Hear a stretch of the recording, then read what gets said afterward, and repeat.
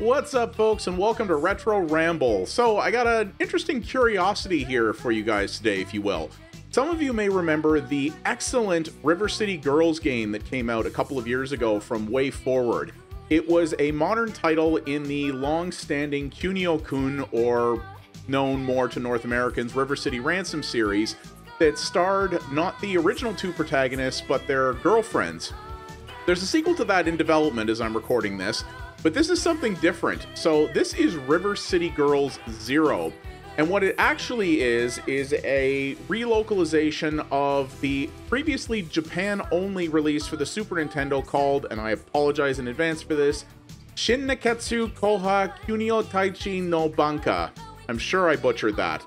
But basically, this was a game that came out again for the Super Nintendo that actually starts off with the two original protagonists, but then switches over to their girlfriends later. Now, it was not originally designed to be, a prequel to anything, but in the canon, it kind of is now.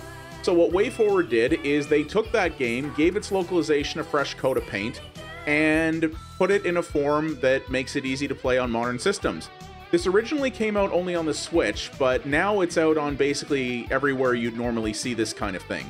I'm playing it on the PC, and we're going to check this out. So I have already finished this. It's not a super long game because, it's from that era.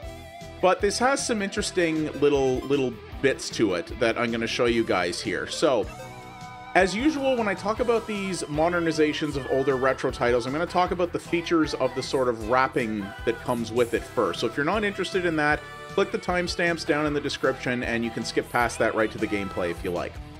So, this actually uses something called the Carbon Engine, which is a framework that Limited Run Games has put out, the sort of purveyors of physical versions of modern titles. And what they've done is it's a platform that's supposed to make running retro games on a variety of modern systems easy. Kind of thought that was a solved problem already, to be honest, given how many collections are out there on modern systems that do emulation already. But there might be something about this I don't know, right? And so this is only one game. Now, there's a couple of different ways you can play it, but it is only one title. It comes with this amazing new intro song plus an outro song by the fantastic Megan McDuffie. It also comes with starting and ending cutscenes that sort of put into context, I guess, how this fits into the wider River City Girls canon, if you will. So I've jumped right back in here into a game in progress that's not too early in the game, but is late enough that I have all the moves unlocked. So I'm going to show you the options it gives here, and I'll tell you it's pretty basic. It's all the core stuff that you need, but if you're a big-time enthusiast, you're going to find this a little bit lacking. So you can adjust your screen size as usual. You can go full screen, basically, which gives you a close to pixel-perfect version in a reasonable size. You can also squeeze it down further, which gives you more sharpness, but obviously a smaller play area. Or if you're subhuman garbage, you can do this kind of stretch. Don't do that. You're bad if you do that. And there is a scanline filter, I should say, not several. There is a scanline filter you can turn on, which is a little exaggerated for my taste. Or you have a couple of borders that you can put on the side because this is a 4x3 only game because it's from the Super Nintendo. So those are pretty much your options. Little light, yeah, it definitely is. But it's the core stuff that you're looking for. So I usually play this without a background, but this TV one's kind of cool. I do like that. And so how does this game play? Well, it's a Kunio-kun game, which means that it's a beat 'em up. Interestingly enough, this series had a few entries in North America, the most famous being River City Ransom, which is one of my favorite NES games ever, actually.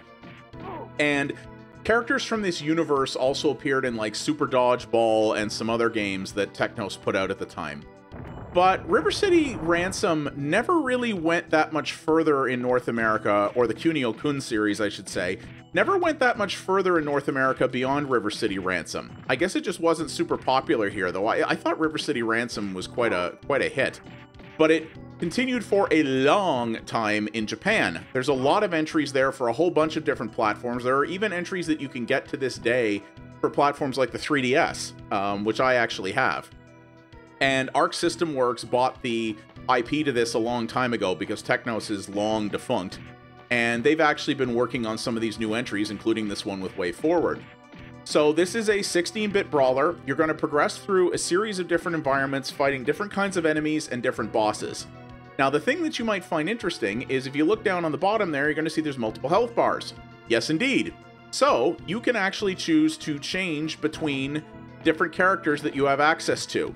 Now, right now, I have Kunio, Riki, and Misako, which is Kunio's girlfriend. You will also unlock Riki's girlfriend later, giving you a total of 4 characters. You can switch between them. The game also has local-only co-op. So if you're playing with 2 people, then you can switch between 2 of the different players. Now, what's interesting about this is that no one player can die, or no one character can die. So even though you have 4 characters, if any one of them runs out of life, it's game over, and you have to restart from the last checkpoint. Checkpoints, I'm going to say, in this game are fairly liberal. You know, it's not going to throw you back too far. The game does have a password system in it, which they've actually kept in place here, which I think is kind of cool. But if you wanna stop, you can just save and quit, and it does save state you, so you will be coming back exactly where you left off to the frame. Yeah, that's not really how it played before, but if you don't want to do that, you don't have to. You can back out to the menu and set yourself a password if you like. So you're going to see here that you're only fighting relatively small groups of enemies at a time. And yeah, that is mostly due to the limitations of the Super Nintendo. This is one of the games in this series that Technos themselves actually didn't develop. It was developed by another company called, I believe it's Almanac, which changed their name later, but they are no longer around. And this game actually does do some interesting things with the Super Nintendo in terms of the sprite work, the animations. I think the sprite work is really good. The music is pretty repetitive, but it's not bad. Technos was never really known for making amazing chiptune soundtracks. They were always kind of basic, so I think they did a pretty good job here. But you're going to fight through waves of guys to get through certain levels, and then you're going to fight various different bosses. The bosses a lot of them are really cheap, especially some of the later ones. You're going to have to fight some really hard enemies in some really tight spaces where you don't have the freedom of movement that I'm showing you here. And it got me really frustrated a few times. But that's kind of the way these games worked. They didn't have the memory to make games huge, so they had to make them hard to make up for that.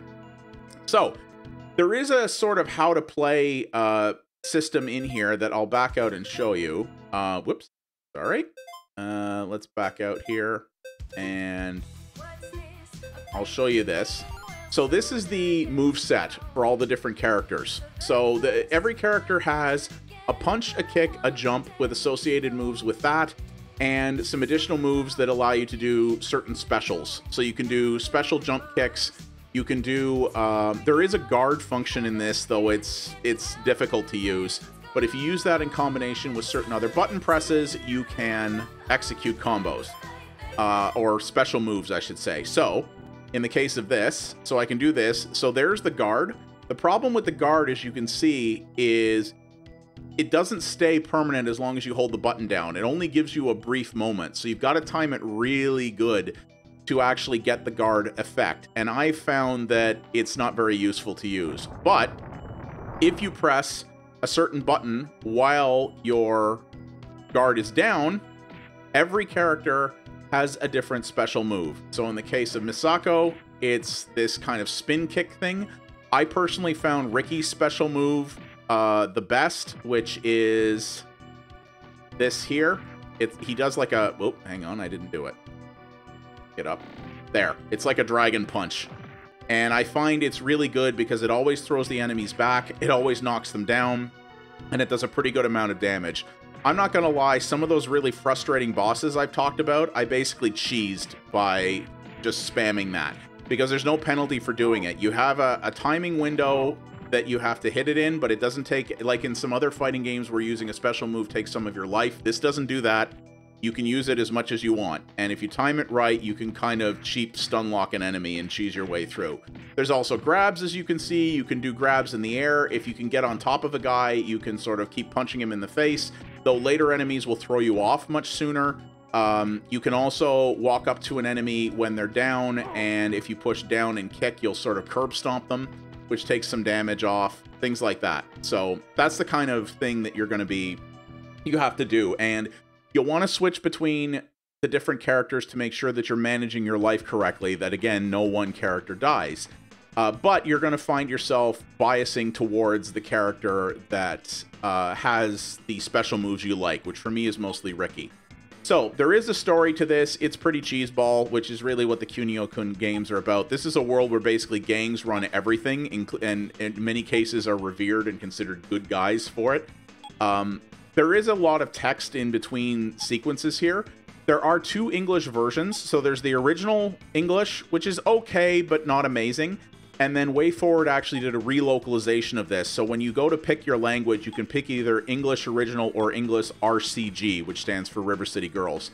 And it just has, the dialogue's a little punchier and feels a little less translated, I guess, let's put it that way. So that's the way I recommend playing it.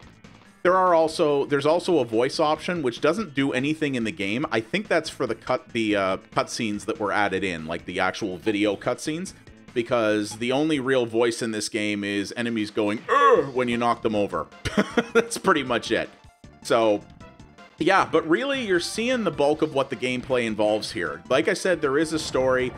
It is pretty darn cheesy, especially in the end, some of the things you learn. But that's the way these games are. They play like young adult the stories in these games are basically young adult soap operas, right? Because these games were made for people who were, you know, young people to teenagers in the era of the Super Nintendo. So that's fine.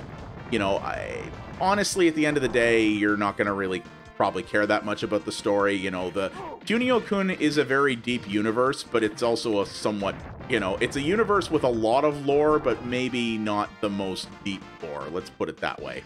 But it's a fun time. Now, the thing with this, though, is that there is basically no replay value to this. When you've beaten this game, you've beaten it. Literally, at the end of one playthrough, I unlocked every Steam achievement that the game had. There's no special modes, either in the base game or that were added. There's no, like, special survival mode, which actually would have been a neat little addition that would have had to be kind of a ROM hack. But it actually would have been a neat thing to put, like, a survival mode, like a wave-based survival mode in this, or something like that. Obviously, you can replay it with, you know, a friend if you've been playing it by yourself or something like that. Or, you know, you could try to do something like 1cc it or get through it without using saves, things like that. Little personal challenges you can set yourself. But this is not a game that you're going to be replaying a lot. It's very much a one-and-done affair. And I think some people are going to find what's on offer to be a little... Sorry, I keep hitting the wrong trigger there. So I'm playing on a controller. The right trigger brings up the menu, the left trigger switches characters, and I find myself hitting the wrong one sometimes.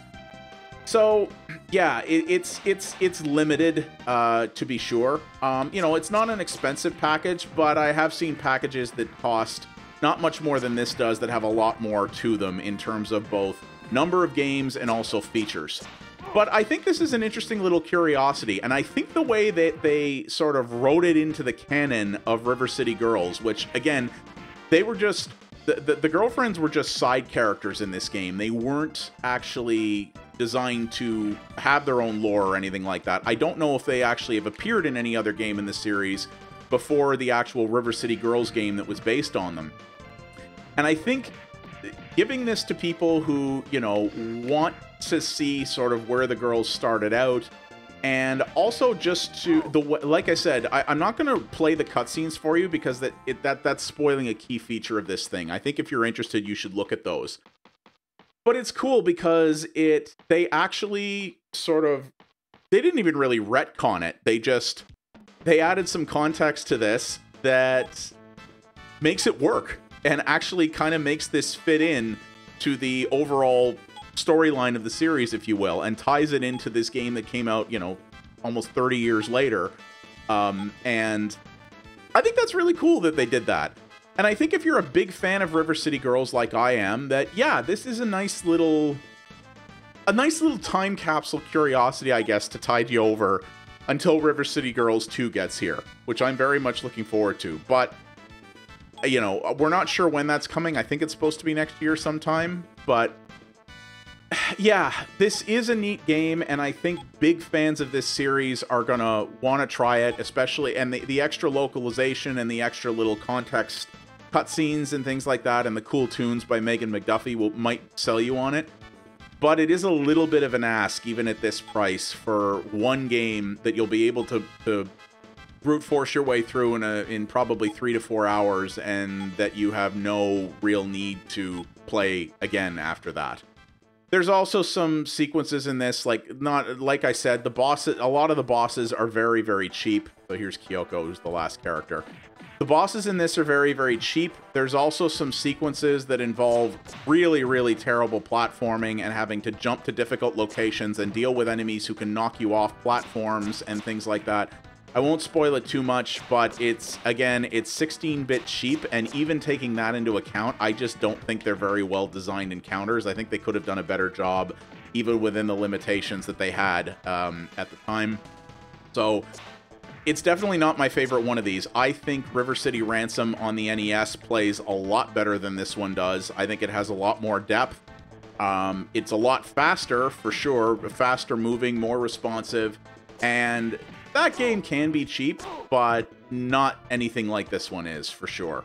This one was designed to definitely pad its length with difficulty. But nonetheless, a cool curiosity, probably targeting a niche, but I suspect that they knew that when they made this, and that they knew this wasn't something they expected to sell a trillion copies of. It's mostly, like I said, some interesting historical holdover content for fans of River City Girls. And if you are one of those like I am, then yeah, I had a fun evening with this, honestly. And if I hadn't gotten a press code for it, I probably would have bought it, played through it, and I would have thought it was worth it, but I could see why a lot of people wouldn't as well. So yeah, that is River City Girls 0. It is out now basically everywhere.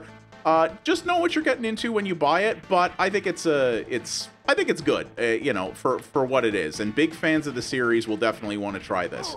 So thank you very much for watching, everybody. I do appreciate it. If you liked what you saw here, please do all the normal YouTube things, like, subscribe, hit the bell. Leave a comment down below. Tell me, does this interest you? Are you a fan of the bigger River City Girls game, and do you think this is the kind of holdover that you like?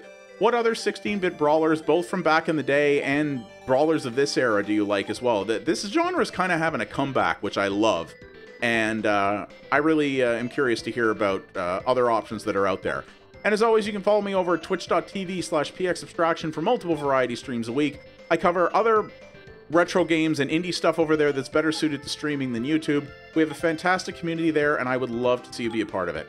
Thanks again, all, and I will see you on the next Retro Ramble. You folks have yourselves a good one. Take her easy.